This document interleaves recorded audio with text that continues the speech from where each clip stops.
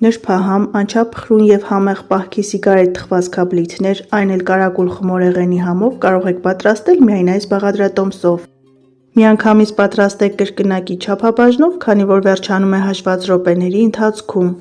Տարայի մեջ լցնում ենք 200 մլ գոլ ջուր և նույնչափ բուսայուղ։ Կավելացնենք 1 թեյի գդալ փխրեցուցիչ և 1 թեյի գդալ վանիլային շաքարավազ։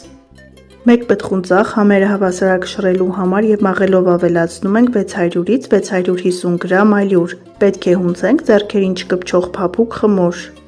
Թողնում ենք խմորը հանգստանա մոտ 10-15 րոպե, այդ ընթացքում պատրաստում ենք միջուկը։ 300 գրամ ընկույզը անց ենք կացնում մսաղացով, վրան ավելացնում ենք 150 գրամ ցանկացած տեսակի ջեմ։ Ես վերցրել եմ ծիրանի ջեմ։ Մի լավ խառնում ենք և համեղ միջուկը պատրաստ է։ Ինչպես նկատեցիք, այս թխված քաբլիթները պատրաստելիս շաքարավազ չենք օգտագործում։ Ստացված խմորը բաժանում ենք 2 հավասար մասի, գնդում ենք և շրջանաձև կրկնակում ենք։ Կրկնակած խմորը բաժանում ենք 10-12 մասի։ Յուրաքանչյուր կտորի վրա դնում ենք 1 լիքը ճաշի գդալ միջուկ և գեղեցիկ փաթաթում ենք։ Այս բաղադրատոմսով ստացվում է 20-ից 24 հատ պահքի սիգարետ թխված քաբլիթներ։ Թխում ենք նախապես 180 ճանտաքացված ջեռոցում, մինչև գեղեցիկ համաչափ կարմրեն։